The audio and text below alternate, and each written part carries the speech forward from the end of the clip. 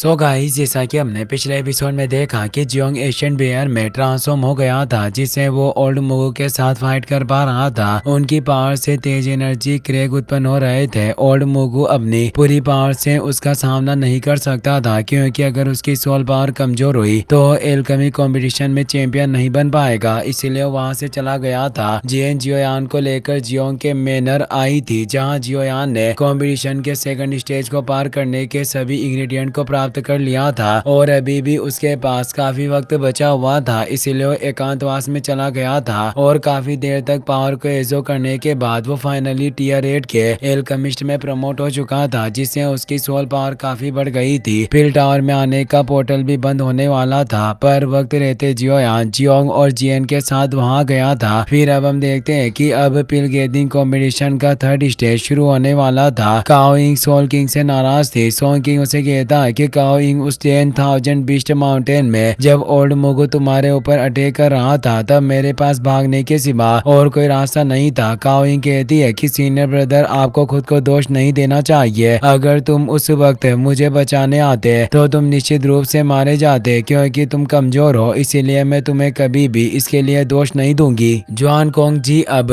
Announce करते हैं कि जिन सभी एल्केमिस्ट ने पहले 2 स्टेज को पार कर लिया है, वो अब इस ग्राउंड में आ सकते हैं। और अब वहां एक ग्राउंड उभर कर आता है, जिस पर कई सारे मंच थे। सभी एल्केमिस्ट जिन्होंने 2 स्टेज पास कर लिए थे, वो ग्राउंड में जाने लगते हैं। क्यू फैमिली का क्यू जी ग्राउंड में आ जाता है। सोंग किंग भी तेजी से ग्राउंड में आ जाता है। बाय फैमिली का बाइंग भी ग्राउंड में आ गया था। लोग बातें करते हैं कि इस बार का ये एल्केमी कंपटीशन काफी अमेजिंग होने वाला है। अब डेन फैमिली का डेन जुआन भी ग्राउंड में आ जाता है और अब डेन चेन की तरफ इशारा करता है, क्योंकि उसकी एल्केमी पावर उससे काफी ज्यादा थी, जिससे वो डेन चेन को मंच पर बुला रहा था। डेन चेन भी वहां ग्राउंड में आ जाती है। लोग बातें करते हैं कि डेन फैमिली के लोग इस छोटी लड़की डेन चेन पर दाव लगा रहे हैं। हालांकि ये लड़की आमतौर पर शांति रहती है और ज्यादा बात नहीं करती, लेकिन ये काफी एक्स्ट्रा ऑर्डिनरी टैलेंटेड लड़की है। यहाँ तक कि इसमें दूसरे लोगों की सोल पावर को भी एजो करने की काबिलियत है। तो एक दूसरा पेटिशनर कहता है कि तुम डेन चेन की इतनी तारीफ कर रहे हो, पर क्या तुम काओइंग के बारे में भूल गए? वो कई बार चैंपियन बन चुकी है और मैं उसे एक गॉडेस की तरह मानता हूँ। वो कभी भी हार नहीं सकती। काओइंग मुस्कुरा रही थी और अब वो भी ग्राउंड में आ जाती है। सभी लोग उसके नारे लगाने लगते हैं, क्योंकि सभी उसे देवी की तरह मानते थे। एक आदमी कहता है कि उस जियोयान नाम के लड़के को भी कम करके नहीं आंका जा सकता। मैंने हाल ही में हुई 5 फैमिली मीटिंग कंपटीशन के बारे में सुना था। इस जियोयान ने उसमें काओइंग के रिकॉर्ड को भी तोड़ दिया और इसने कई सारे नए रिकॉर्ड बनाए। और अब जियोयान भी 3000 लाइटनिंग मूवमेंट का इस्तेमाल करके ऊपर आने लगता है। लोग कहते हैं कि हो सकता है कि ये जियोयान इस साल का सबसे बड़ा डार्क हॉर्स साबित हो, जिसके पास काफी ओवर बेयरिंग पावर हो। और अब जियोयान अपनी तेज स्पीड से ग्राउंड में आ गया था। सभी लोग सोचते हैं कि यह शो काफी अच्छा होने वाला है। जियोयान को अजीब सा एहसास होता है और उसकी नजर ओल्ड मुगु पर जाती है, जिससे जियोयान को काफी ज्यादा गुस्सा आता है, पर वो अभी कुछ नहीं कर सकता था। ओल्ड मुगु कहता है कि लड़के, तुम काफी ज्यादा लकी हो। जुआन कोंग जी कहते हैं कि आप सभी को सेकंड स्टेज को पास करने के लिए मैं आपको बधाई देता हूँ। और अब तुम सभी पिल गैदरिंग के लास्ट स्टेज में पहुंच गए हो। एल्केमी कंपटीशन शुरू होने वाला है। इस स्टेज के कोई खास रूल नहीं होंगे। आप अपनी मर्जी के अनुसार जैसी चाहे वैसी पिल को रिफाइन कर सकते हैं और आप सभी के द्वारा रिफाइन की गई पिल्स से ही आपकी रैंकिंग तय हो जाएगी। साथ ही टॉप 10 रैंकिंग भी इसी से डिसाइड होगी और जिस एल्केमिस्ट की पिल सबसे हाई रैंक की होगी उसे इस साल का चैंपियन घोषित किया जाएगा। इसीलिए इस बार का चैंपियन आप सभी लोगों में से ही कोई एक होने वाला है। सभी काफी खुश होते हैं कि पिल कंपटीशन शुरू होने वाला है। जियन और बाकी सभी जियोयान के साथी जियोयान के जीतने के लिए चीयर्स करने लगते हैं और अब कोंग जी पिल कंपटीशन को ऑफिशियली शुरू कर देते हैं, जिससे वहाँ एक लोग भी स्टार्ट हो जाती है। सभी एल्केमिस्ट अपने पास मौजूद फर्नेस को बाहर निकालने लगते हैं। जियोयान भी अपनी बिस्ट फर्नेस को बाहर निकालने लगता है। वो सोचता है कि मुझे अपने मास्टर के लिए बोन ग्रोविंग ब्लड फ्यूजिंग पिल को रिफाइन करना है, जो एक 7 टीयर की पीक पिल है। और अगर मैं इस पिल को 8 लेवल तक बढ़ा पाया तो इसकी क्वालिटी काफी बढ़ जाएगी, जिससे मास्टर को इस पिल की वजह से काफी ज्यादा प्रॉफिट होगा और उनकी पावर भी अच्छे से रिकवर हो पाएगी। और ये पिल ही मेरे मास्टर के रीइंकार्नेशन की उम्मीद है, इसीलिए मैं इस पिल रिफाइनमेंट में कोई भी गलती नहीं कर सकता। काओइंग अपनी एल्केमी फ्लेम को एक्टिवेट करने लग गई थी, जिससे काफी तेज एनर्जी रिलीज हो रही थी। लोग कहते हैं कि काओ यिंग की फ्लेम एनर्जी काफी फियर्स है। क्या ये कोई हेवनली फ्लेम हो सकती है? काओ यिंग की फ्लेम में ब्लड डीमन पपेट थी। जियोयान उस फ्लेम को पहचान लेता है कि यह एक डीमन फ्लेम है। एल्डर तियानले कहते हैं कि यह फ्लेम इतनी भी खराब नहीं है, जबकि यह ब्लड डीमन फ्लेम एक इंसानों के द्वारा बनाई गई फ्लेम है, फिर भी यह हेवनली फ्लेम से तुलना कर सकती है और इसका कंडेंसी लेवल काफी ज्यादा हार्ड है। इसे हजारों मैजिकल बिस्टे के फायर एलिमेंट और ब्लड से बनाकर तैयार किया गया है, जिससे इसमें काफी अद्भुत क्षमता है और वो फ्लेम सॉन्ग किंग की फ्लेम को भी डरा रही थी। तियानले बोलते हैं कि काओ फैमिली के लोग वास्तव में काफी ज्यादा रिच और इम्प्रेसिव है। कोंग जी मुस्कुरा रहे थे क्योंकि तियानले उसके डिसिपल की ही तारीफ कर रहे थे। ओल्ड मुगु कहता है कि ये सभी अपनी लो लेवल की फ्लेम को बाहर निकाल रहे हैं, इसीलिए अब मुझे इन्हें असली फ्लेम दिखानी होगी। और वो अपनी सी हार्ट फ्लेम को बाहर निकाल लेता है, जिससे इस सी हार्ट फ्लेम की बिस्ट बॉडी एक्टिवेट हो जाती है, जो सॉन्ग किंग, डेन चेन और काओ यिंग की फ्लेम को भी काफी ज्यादा डरा देती है। काओ यिंग परेशान होती है क्योंकि वो ओल्ड मुगु को पहचान चुकी थी। वो कहती है कि ये ओल्ड फ्रीक वही हॉल ऑफ सोल्स का एल्डर है। उसकी फ्लेम बिस्ट बॉडी के ऊपर रोर कर रही थी, जिससे सभी डर रहे थे कि एक हेवनली फ्लेम है। कोंग जी कहते हैं कि यह फ्लेम वास्तव में हेवनली फ्लेम की 15 रैंक वाली सी हार्ट फ्लेम है। वास्तव में हॉल ऑफ सोल में इतना टैलेंटेड एल्केमिस्ट कब पैदा हुआ? जुआनी कहती है कि इस एल्केमिस्ट के चरित्र को देखकर ही ऐसा लग रहा है कि यह हॉल ऑफ सोल्स का कोई मामूली एल्केमिस्ट नहीं है, साथ ही इसके पास एक हेवनली फ्लेम भी मौजूद है। क्या ये उन्हीं लोगों में से एक है जिसके आने का हमें डर था? तियानले कहते हैं कि इस हॉल ऑफ सोल्स के आदमी को देखकर ऐसा लग रहा है कि हमें अब हाई अलर्ट पर रहना होगा। जियोयान ओल्ड मुगु से गुस्सा था और अब वो भी अपनी हेवनली फ्लेम को एक्टिवेट कर लेता है और उसकी ग्लेज्ड लोटस फ्लेम से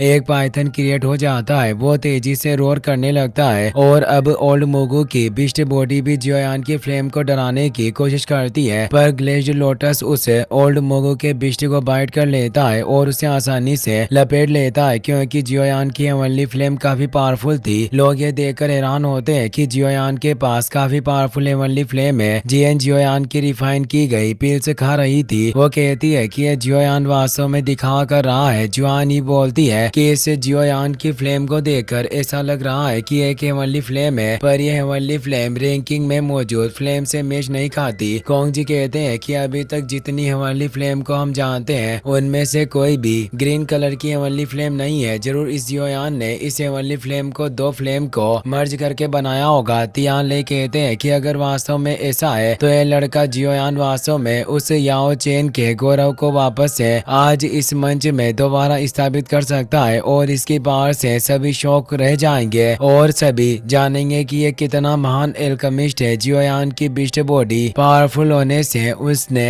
ओल्ड मुगु की हेवनली बिस्ट बॉडी को नष्ट कर दिया था और अब वो बिस्ट बॉडी जोर से ओल्ड मुगु पर रोर कर रही थी। ओल्ड मुगु कहता है कि एक पावरफुल हेवनली फ्लेम होने से कुछ नहीं होता, क्योंकि एल्केमिस्ट का एसेंस सिर्फ एल्केमिस्ट की फ्लेम पर ही डिपेंड नहीं करता। जियोयान अपनी हेवनली फ्लेम को वापस ले लेता है और अब वो अपने पास मौजूद इंग्रेडिएंट को फर्नेस में डालकर बोन ग्राउंड ब्लड फ्यूजन पिल को रिफाइन करने लग जाता है। जियोयान काफी केयरफुली हेवनली फ्लेम के टेम्परेचर को कंट्रोल कर रहा था और अब जियोयान की पावर बढ़ने से उन इंग्रेडिएंट्स ने काफी जल्दी लिक्विड का रूप ले लिया था। कोंग जी कहते हैं कि इस लड़के जियोयान की स्पीड वास्तव में काफी फास्ट है। इसे देखकर ऐसा लगता है कि इसने मेडिसिन इंग्रेडिएंट को पहले से ही सक्सेसफुली रिफाइन करना शुरू कर दिया है। सभी एल्केमिस्ट अब पिल को रिफाइन करने लग गए थे। जियोयान उन रेयर इंग्रेडिएंट को भी बाहर निकाल लेता है जो उस बोन ग्रोविंग ब्लड फ्यूजन पिल के मेन इंग्रेडिएंट्स थे। जियोयान कहता है कि ये तीनों इस पिल के मेन इंग्रेडिएंट्स एलिमेंट है, इसीलिए मुझे इन्हें काफी केयरफुली संभालना होगा। और वो अपनी पावर से अब बोन चिलिंग फ्लेम का इस्तेमाल करता है और उन तीनों इंग्रेडिएंट्स को लिक्विड में बदल देता है और उसे पिल के साथ मिलाने लगता है, जिससे काफी तेज एनर्जी रिलीज हो रही थी। और अब वक्त ऐसे ही गुजरता रहता है। अब काफी सारे एल्केमिस्ट पिल रिफाइनमेंट में फेल होने लग गए थे, क्योंकि इन 7th और 8th रैंक की पिल को रिफाइन करने में काफी दिनों का वक्त लग रहा था। पर जियोयान फुल फोकस से पिल को रिफाइन कर रहा था। गाइस, आपकी बहुत डिमांड आती है कि BTTH अपलोड करो।